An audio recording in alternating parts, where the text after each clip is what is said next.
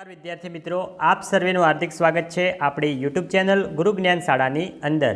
તો વિદ્યાર્થી મિત્રો, આજના આ વિડીયોની અંદર આપણે ધોરણ 10 વિશેષ સામાજિક વિજ્ઞાનની અંદર પ્રકરણ 8 જે મિત્રો છે કુદરતી સંસાધનો, અહીંયા મિત્રો મિસ્ટેક થયેલી છે, પ્રકરણ 2 નહીં પણ પ્રકરણ 8 કુદરતી સંસાધનો, એનું સ્વાધ્યાયનું સંપૂર્ણ સોલ્યુશન આપણે આ વિડીયોની અંદર જોવાના છીએ। તો વિડીયોને તમારે છેલ્લે સુધી સ્કીપ કર્યા વગર મિત્રો છેલ્લે સુધી પૂરેપૂરો જોવાનો છે।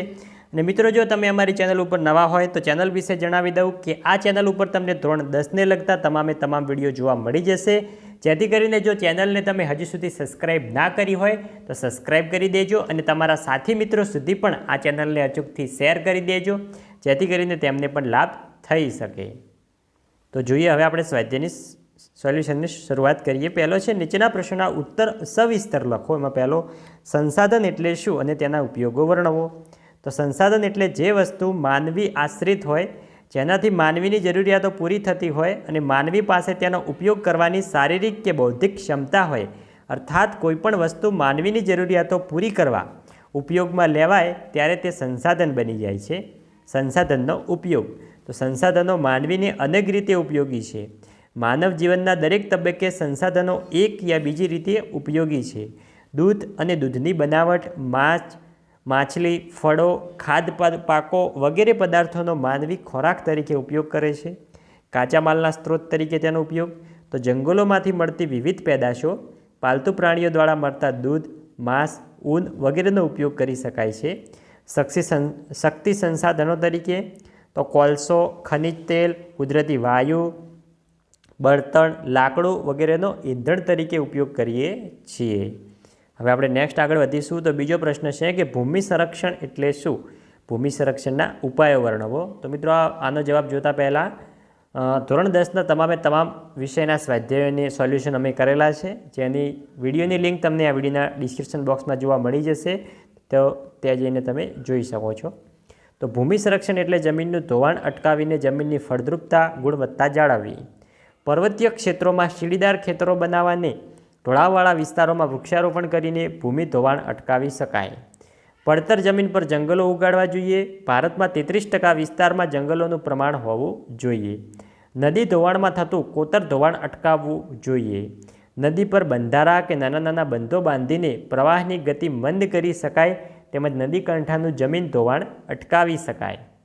નદીઓના પૂરને અન્ય નદીઓમાં વાળીને રણની નજીકના ક્ષેત્રોમાં હારબંધ વૃક્ષો ઉગાડી રક્ષક જોખલા બનાવી શકાય।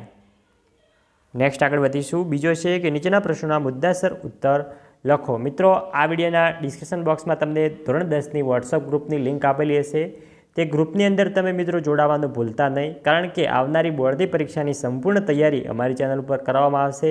તમામ અપડેટ, તમામ વિડીયો તમને વોટ્સઅપ ગ્રુપની અંદર જોવા મળી જશે, તો જોડાવાનું ભૂલતા નહીં। જોઈએ પહેલો, જમીન નિર્માણની પ્રક્રિયા વર્ણવી, તેના પ્રકારો શેના આધારે પાડવામાં આવે છે તે વર્ણવો। તો તાપમાનના મોટા તફાવતો, વરસાદ, હિમ, હવા વગેરે પરિબળોની અસરથી માટીની નીચે રહેલા મૂળ ખડકોના ખવાણથી જમીનનું નિર્માણ થાય છે। ખનિજો અને જૈવિક તત્વોનું કુદરતી મિશ્રણ છે। જમીનની ઉત્પત્તિના સમયગાળા દરમિયાન તે પ્રદેશની આબોહવાની ગાઢ અસર જોવા મળે છે। જુદી જુદી આબોહવાને લીધે બનતી જમીન જુદા પ્રકારની જોવા મળે છે। હવે બીજો જોઈએ, કાંપની જમીન વિશે નોંધ લખવાની છે। તો મિત્રો, આ બોર્ડની પરીક્ષાની અંદર પૂછાય છે, તમારે તૈયાર કરી લેવાનું છે। તો ભારતમાં કાંપની જમીન ભારતના કુલ ક્ષેત્રફળના લગભગ 43% ક્ષેત્રફળમાં ફેલાયેલી છે। ભારતમાં કાંપની જમીન પૂર્વે બ્રહ્મપુત્ર નદીના ખીણ પ્રદેશથી શરૂ કરી પશ્ચિમે સતલુજ નદી સુધીના ઉત્તર ભારતના મેદાનમાં આ જમીન નદીઓએ પાથરેલા કાંપની બનેલી છે। તેમાં ઘઉં, ડાંગર, શેરડી, ક્ષણ, કપાસ વગેરે પાક લઈ શકાય છે। કઠોળના પાક લેવા માટે નાઇટ્રોજનનું પ્રમાણ વધારી શકાય છે। તે ઉપરાંત પોટાશ, ફોસ્ફરિક એસિડ, ચૂનાનું પ્રદૂષણ વધુ હોય છે। ત્રીજો જોઈએ, કાળી જમીન વિશે નોંધ લખો। એનો જવાબ, તો ભારતમાં કાળી જમીન ભારતના કુલ ક્ષેત્રફળના લગભગ 15% ક્ષેત્રફળમાં ફેલાયેલી છે। કાળી જમીન દક્ષિણ ભારતના ઉચ્ચ પ્રદેશમાં, મધ્યપ્રદેશ, આંધ્રપ્રદેશ અને કર્ણાટક વિસ્તારમાં આવેલી છે।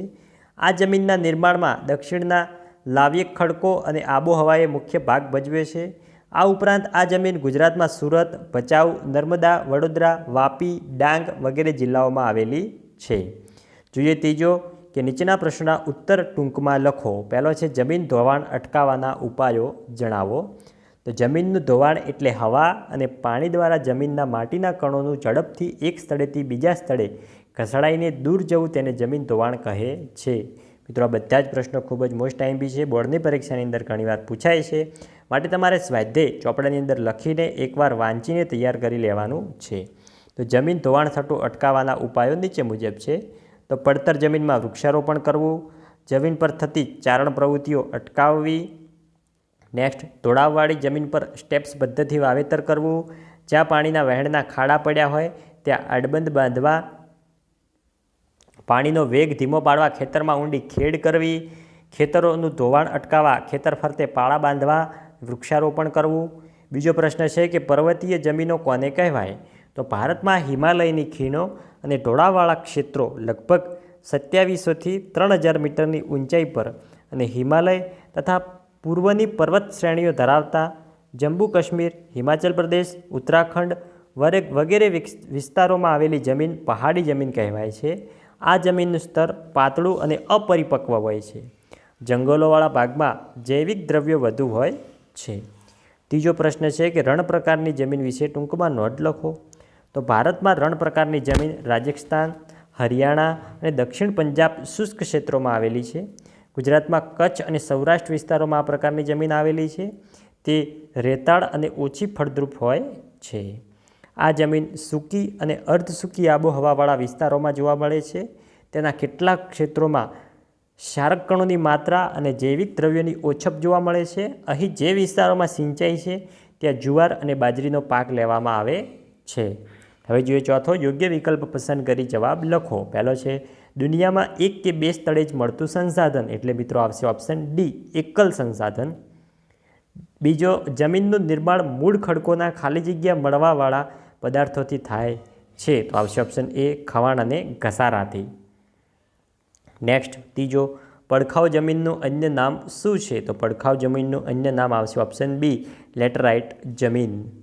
ચોથો છે હાલમાં ભારતીય કૃષિ સંશોધન પરિષદ દ્વારા ભારતની જમીનનો મુખ્ય ખાલી જગ્યા પ્રકારમાં વહેંચવામાં આવી છે, તો આવશે ઓપ્શન ડી, 8 પ્રકારમાં વહેંચવામાં આવી છે. તો વિદ્યાર્થી મિત્રો, આ હતો આપણો ધોરણ 10 સામાજિક વિજ્ઞાન વિષયનું પ્રકરણ 8 જે છે કુદરતી સંસાધનો, એનું સ્વાધ્યાયનું સંપૂર્ણ સોલ્યુશન. તો મિત્રો નેક્સ્ટ તમારે ધોરણ 10ના કયો વિડીયો જોવે છે તે અમને કોમેન્ટ બોક્સની અંદર જણાવજો, જેથી કરીને અમે તે વિડીયો અપલોડ કરી શકીએ. અને મિત્રો જો આ વિડીયો પસંદ આવ્યો હોય વિડીયોને લાઇક કરજો, ચેનલ ઉપર નવા હોય ચેનલને પણ અચૂકથી સબસ્ક્રાઈબ કરીને જજો. મળીશું આવતા વિડીયો સાથે, ત્યાં સુધી આવજો. જય હિન્દ, જય ભારત.